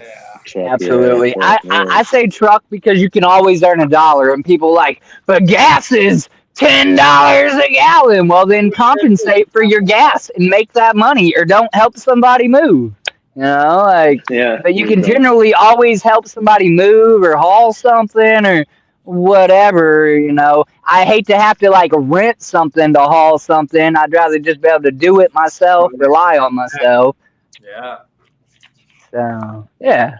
Uh, okay, this one's always fun. You're taking your sweetheart out on a date. Are you going for a movie night or are you going roller skating? Going to the fucking movies. Movies. Nobody going I'll go. skating? I'll go roller skating. Shit, I used Fuck, to I'm roller with you. back in the day. Let's go. Skating is cool. Skating is cool. Roller Roller coaster. King, Shit. remember? Yeah, Nice Roller and- King. nice to get all Yeah, Yeah. I'll do blades. Those skates. I don't know, but Yeah, rollerblades. I don't skate. I should switch that. I like blades too. Yeah. Pizza or pasta? pasta. Pasta. I'll do. Yeah, pasta. Hell yeah, depending on which one, but yeah, pasta. Yeah. The next one's more for like your fans. Which are you most active on, Facebook or Instagram? I would say both. I try to keep them both. I'm on them as both as possible. Like, so if I share something on one, I'll share it on the other at the same time. Yeah. Absolutely. Yeah, me too. I'm mostly on Facebook though, but yeah, I'm starting to be trying to be more active on all like more platforms. I do admit I got to do that, but I think I manage Facebook more, but I do have the account so Instagram. Right. Yeah. And then as well included with that, TikTok or Twitter or X, formerly Twitter. Do you guys have accounts on there? I'm sleeping on that. I actually don't have either one. I used to have a Twitter. Yeah, it was at Jazz Effects, if I'm not mistaken. But I think as artists, y'all definitely should be on everything. Rather you put like a whole lot on everyone. Like TikTok can really get your music out there. It just takes one person to find one of your verses in a song and just that little minute strip clever, and then they want to apply it to their video. And if they already have a following on their TikTok of 20,000 people or what have you, your song is going to get played in front of those people and so on and so forth. So I think as an artist, now me as a digital creator, I kind of flop. I got like 3,000 followers on TikTok or something like that or whatever, which is about the same as my YouTube. But like as an actual musician, I think it actually goes a lot further. I totally agree with you. I think you should be everywhere and all social networks. Yeah. Our boy Sal B, he has a badass TikTok. It's called I El Paso. I El Paso. It's like AY El Paso. At the end of this stream, I am going to ask at least you, because I think that's who I'm talking to in the messenger, for absolutely all of the links. That's the type of link that I'm talking about. I want everything. And all of that stuff will be put in the top of the description of this video. So if somebody even starts to click on it, and then they're like, I don't know what this is about, but then they're going to scroll that description. It'll be right there in their face. So they can chance at least clicking on it or whatever. And we'll, hopefully get you guys some views and stuff that way. So definitely make sure we get his link. I feel bad. I'm guessing it was just a connection issue or I'm pretty something sure. like that. Yeah. It's no hate, and he's still part of this, even though there is another member, y'all. And if you go to the beginning of this, you will see he was here for a minute. Fucking there we go. It's up, damn it. But yeah. So we will get those. The next one is Pepsi products or Coca-Cola products. Coca-Cola all fucking day. Coke. That's also a Breaking Bad reference as well. Hey, what was the question? Coca-Cola? It was Pepsi or Coca-Cola? Pepsi. Yeah. Coca-Cola, Sprite. Yeah, me too. Me too. Same here. So ironically, I like Mountain Dew, but I prefer Coke products. Like I prefer Coke over Pepsi, but I like Mountain Dew, Dr. Pepper, stuff like that, or whatever. Very good question. If it has to be a Faygo though, if you have in fact tried a Faygo, what's your go-to Faygo? Fireworks. Cream Oh, soda. Arctic Sun. Yes. Shout out. Fireworks. Cream soda. Shout out to my boy Curly Bob. He comes from Michigan, Detroit. He comes from Detroit all the time. He always brings us some Fagos. Shout out to Curly Yeah, the hookup. Nah, Detroit's the home of Faygo, baby. They got everything. They even got flavors I don't have. But I have a store here now that actually has quite a little selection. But fireworks is definitely my go-to. When I was a kid, cotton candy or orange was like my shit. Cotton candy. And as a treat, I like the candy apple. It's all right, but not always because it's kind of rich. We're getting. Oh, as a matter of fact, we're getting Fagos down here. I like cream soda, too. brother. Cream soda is my top favorite. Always. Okay. Yeah, you said you're getting Fagos down there. Have you ever poured one over your head yet? Are you ready for a Fago shower? Yeah, for sure. I've had Fago showers for sure. Yeah. Oh, yeah. For sure. Some people are like, they're really new to that. They're like, y'all really do that shit? No, we just fake it in a video. You gotta That's baptism in our culture. What are you talking about? We really do that. Remember I said we're gonna get baptized? Yeah, hell Before I get baptized, we step in the Bruh. All right, pie or cake? pie. Damn. Yeah. I'll do cake. Nocha. I mean, cherry pie. Yeah. Hell yeah. Okay, your fourth, and I'm curious how you guys answer this. I've only had 2 people answer it one way. Other than that, I've done like 126 of these interviews, and everybody picked the other, but I'm not saying until I say it. So the question goes as follows. You're forced to either take a 3-mile walk in the rain or a 5-mile walk in the desert, provided water and a couple shade spots. Which are you choosing? 3 miles, pouring downpour, chubby fat ass rain, or just 5 miles in the desert? With water? I'll do 5 miles. Yeah, I'll do 5 miles in the desert. I guess I'm already used to the damn heat. I do 2 miles a day anyway. Give me the 5. Ah! There you go. Yes. Yeah. Okay. Yeah. The only artist that even said so it was Acetone Boogie, and he's from Arizona. Boogie. You know what I'm saying? So he's like, I'm taking the desert. That's a walk outside. And there was another artist. I don't remember who it was, but they were also from the southern states. So they're like, fuck that, dude. That's just normal day. Where's Acetone from? He's from New Mexico as well, isn't he? Yeah, maybe it is New Mexico. I thought he said that or Arizona. One of them, it's one or the other. And it's both hot and desert-ish or whatever. Yeah. So he's like, yeah, that's just like a walk from here to yada yada. Well, for me in Indiana, I would choose the rain. I don't want to go walking in the desert. So yeah. Word. Okay.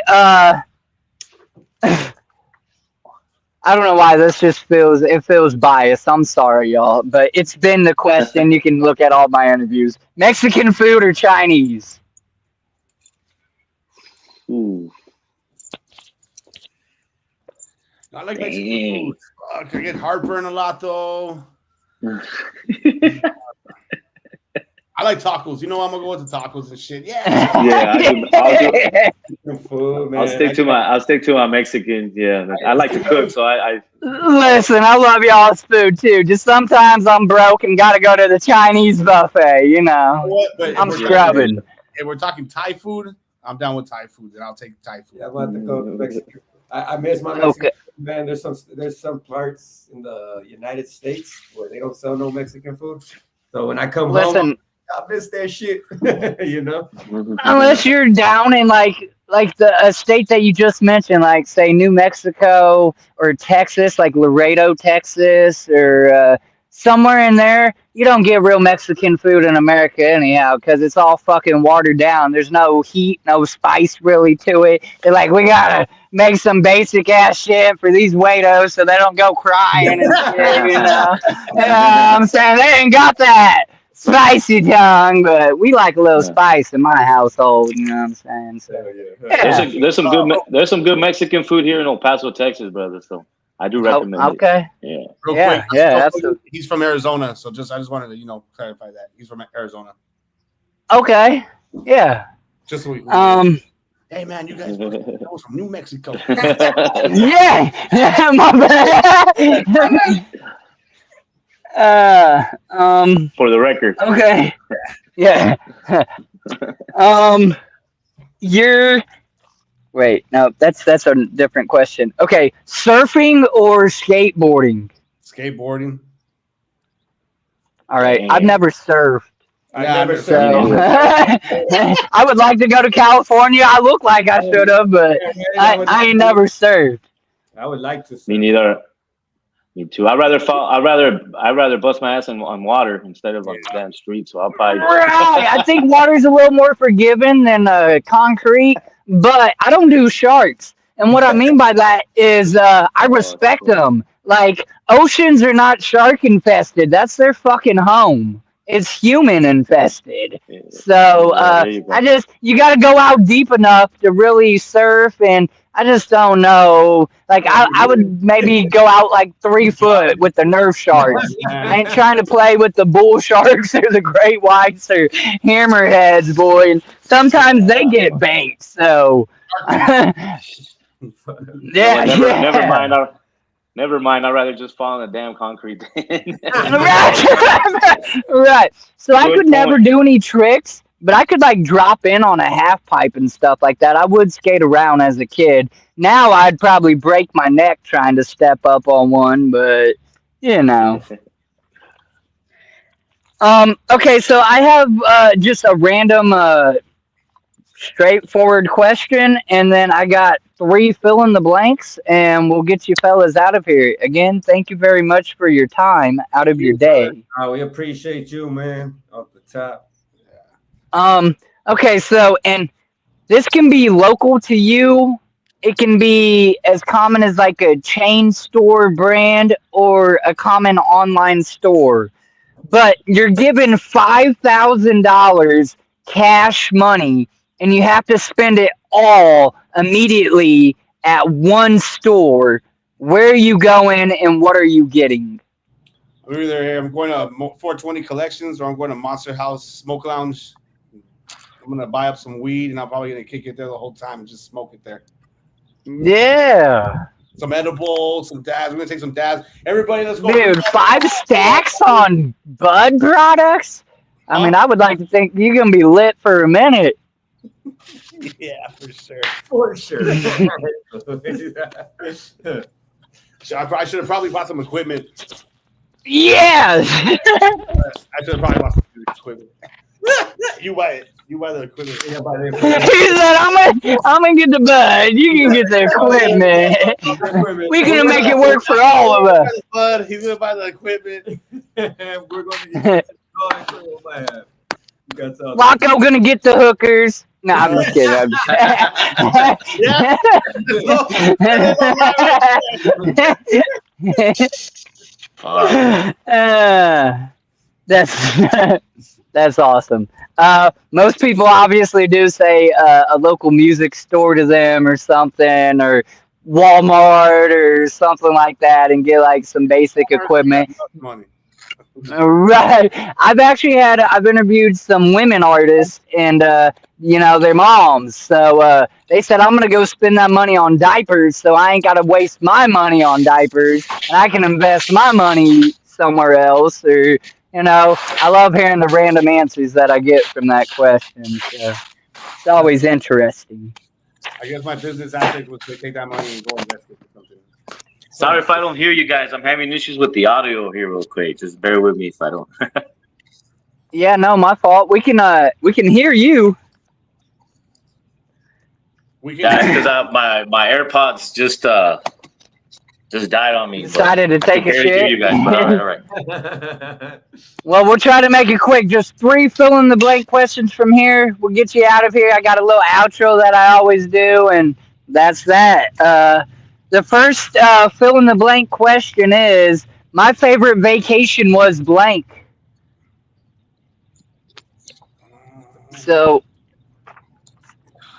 do you have a favorite My favorite vacation vacation was memory? blank. My Yeah, favorite like fill in the blank. was when Oh my I goodness. went.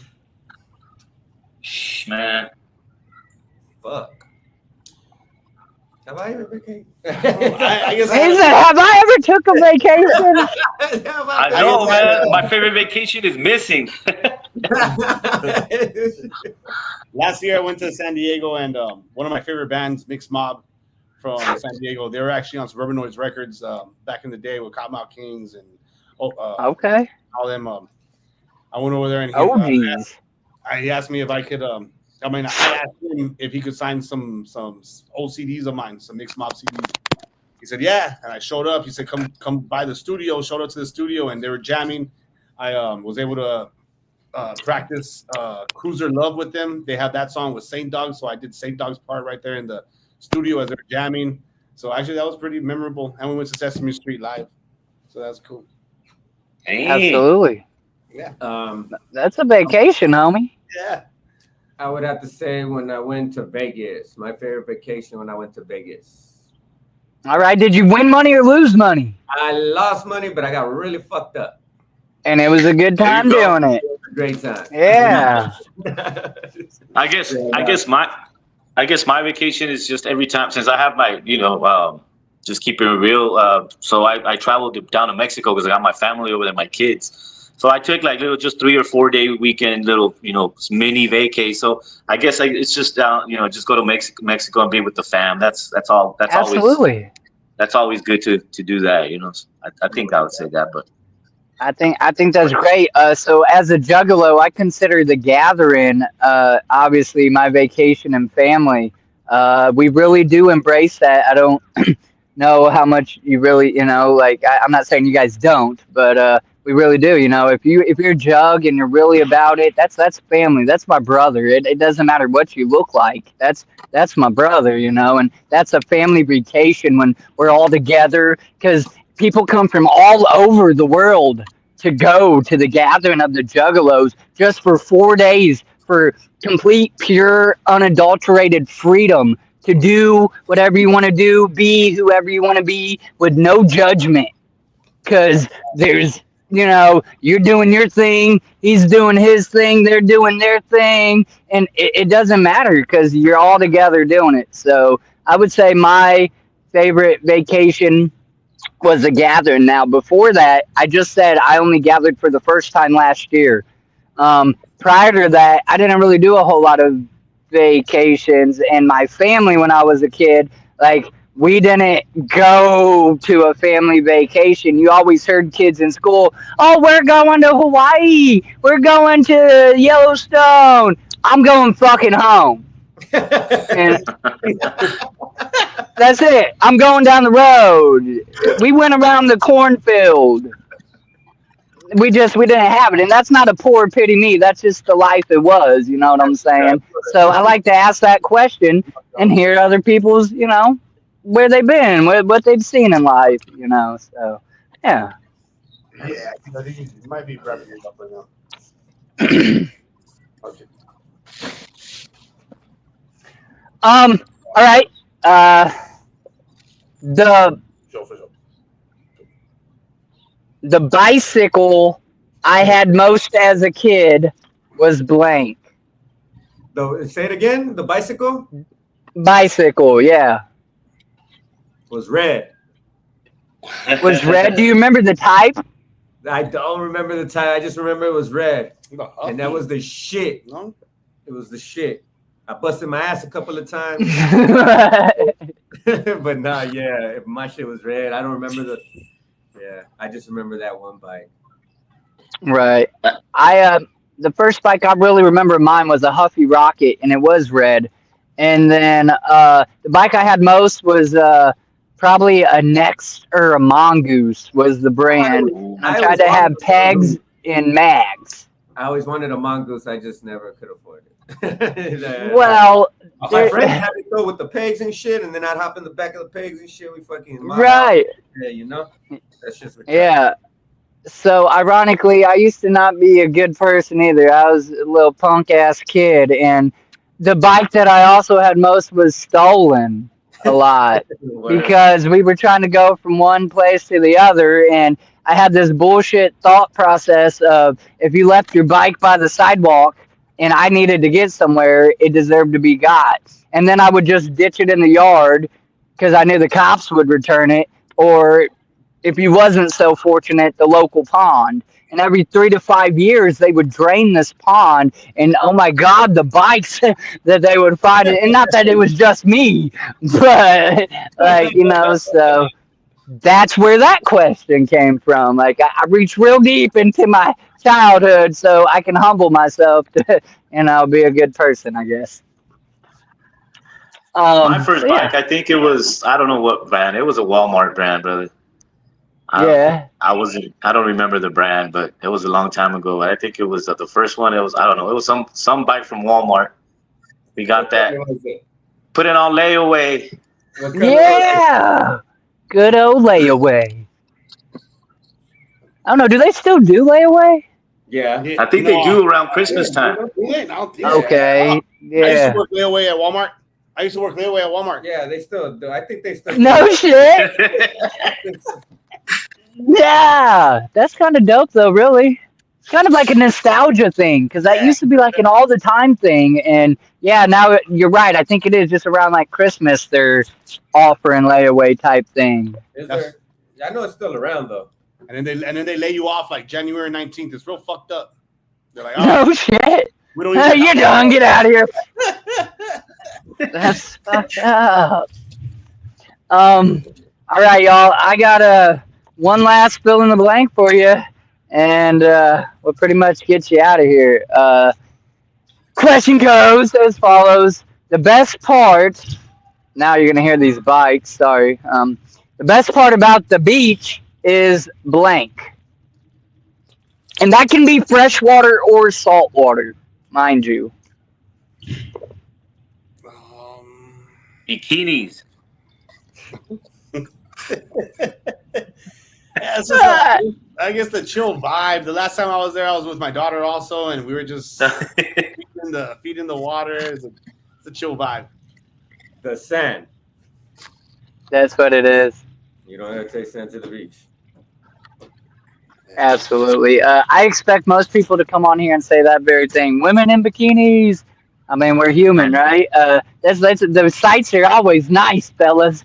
But for me, it is more than that. It's the connection to Earth, and you know, realizing that there's something that is bigger than you. You will never beat Mother Nature. You will never be bigger or stronger than her, no matter what you do. I don't care how tough or big you are. You won't beat her. You can drown in a teaspoon of water, no matter how strong you are. You know, a tornado can wipe out a whole, just everything. You're never. It's humbling. So when you walk up to the beach and you stick your toes in the water and a little bit on the sand, and you're just taking that in. For me, it's something more than just, oh, I'm at the beach. You know what I'm saying? It's real humbling. It's like connecting.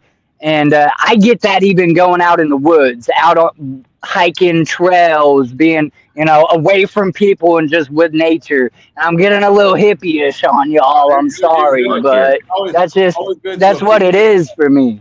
to So appreciate the things and the things around you, the nature and everything, the way of life. right, right, I like to go outside and take big ass breaths, bro. right. You know, Absolutely. to breathe that motherfucking universe in. You Yeah. can get grounded even just stepping out in your yard barefooted and touching that grass. You know what I'm saying? Smoking it too, but I'm just touching it is pretty nice. Yeah, it's a great thing. And I used to, I 10 years ago, I was a total different person, a different freak of nature. I was still a jug, but I wasn't as humbled and I wasn't as caring, and really, I didn't care about shit. You know what I'm saying? Except myself and my misery. And even when you're going through it, you still got to care about somebody else and have some humanity in you, or it's a dark world out there and it'll eat you up. So, yeah. Yeah. Uh, this is a time where if you have any last minute shout outs that y'all want to do, anybody you want to recognize, or anything you want to say, if there was any questions you had for me or something that maybe that I didn't get to that you wanted to touch on or anything like that, this is y'all's moment to wrap up. Again, thank you very much. I appreciate it. Sal, if you're even watching in the background somewhere, homie, we love you too. I appreciate your attempt to come on and whatnot. And yeah, Yes. it's been great. So Shout out to you, Wiggles. Thank you for having us on here on the Getting to Know the Artist. We can't wait to do the gathering. We can't wait to rock the Bloodshot Mafia set out there. Shout out to everyone El Paso and L5 smokers, all the juggalos out there. Teddy for all the graphics, all the hard work that you've been doing. Sinfi, Collab Academy, MCM, we appreciate you as well. All the mixing and mastering. Too many beat makers to list, but we appreciate you too. Everything's credited on album covers and the back of album covers, as well as shout out to the 420 Collections, Monster House. Who else we got in mind? Queen Bee. Shout out to Canna Fam. Shout out to all our people, that's ever even thought about us or even helped us out on any littlest form of help, anything. We appreciate right. you. Shout out to your day one followers and fans and subscribers, people that are there before you're somebody really big and famous and stuff like that. I'm shouting them out because I respect anybody that gets behind an artist, likes their sound or quality, something about them, and even supports them even when they might struggle at first to really find their sound, and they stick with them, and then they watch them grow into the artists they become, and they can say, hey, I was there day one. So yeah, most definitely. Yeah. Yeah. Shout out to the Park King. Shout out to my cousin. Also, shout out to my Grow K&M Enterprise. Y'all be on the lookout for that. That's gonna be coming up. Don't worry. Yeah, man. Shout out to Wiggles. Appreciate y'all having us up in here, man. Thank you so much. Appreciate them juggalos, man, for that invite. We about to get out there and rock for y'all. You know what I mean? ICP, Psychopathic. All of y'all, man. Yeah. Oh, Yeah, shout Dirty out to- Rob, thanks for sending these boys an email, Mr. Jumpsteady. As a matter of fact, we got played like 12 years ago on Sugar Slam's Demo Jams. They don't have it up on YouTube no more. But if you go to Bloodshot Bandit's La La La video, you can hear Legs Diamonds, Jump Steady, and Sugar Slam just like talking real good about us. She had that Demo Jams where we went up against I forget it was another artist. But Rob, Rob, I was like, is this Jump Steady? And he's like, yeah, man. Yep. Yeah, all right. That's Mr. cool. Joe Bruce's brother, baby. Yeah, man. Shout out to everybody. That's awesome. Yeah, thank you guys so much. Shout out to everybody. You know what I mean? Look out for my project. I got my solo tape coming out. Hopefully we drop that bitch by November 29th. You already know, Star on the Mountain, Jabs Effects. Subscribe to our YouTube channels, the Bloodshot Bandits. Absolutely. Mafia, Bloodshot Mafia. You already know what time it is. Flacco, you also and I like. Go ahead. Yeah, shout out to everybody that's been, our day ones. Shout out to all the juggalos out there, to Rob, to Wiggles. Thank you so much for having us, brother.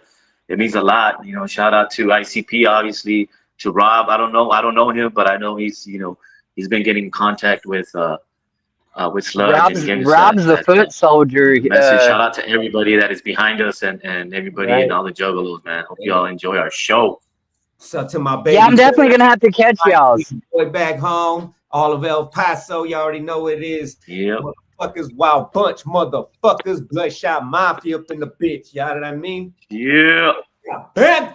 Absolutely. I like to end my stream, fellas, the same way every time. That's never gonna change. I'm gonna get corny on y'all, and then you can dip. But I like to end my streams by saying, "Tell somebody you love them," because you never know who needs to hear that. You never know what somebody's going through in their lives in that moment. It could be you that could help get them through it, rather just talking to them or emotionally, physically. You've been there. You can tell them something that they're overlooking. You can just ease their mind for a moment. When I was 19 and homeless and sitting on a fucking park bench, nobody thought I was homeless. They thought I was just a dirty kid out playing. Nobody stopped to say, "Hey, I can't give you no money, but I'll give you my ear to listen to you or hear your freaking problems." Nobody said that shit. They didn't care. So think about that. Just don't be quick to judge somebody based on how they look or whatever. And, if you ain't got nothing nice to say, just keep pushing, bro. And if you don't want to tell somebody you love them because you feel weird or demasculined, tell them Wiggles loves them. And if they don't know who Wiggles is, point them in the right direction so I can tell them my damn self. I love you guys. I appreciate it. I can't wait to see you. Thank you, the kind words, all that. Yes. Love you, brother. Inspiration. And we'll catch you at God Day, fellas. Yeah. Woo woo. Straight at you. Yeah. Wild Bunch, Hell yeah. motherfuckers.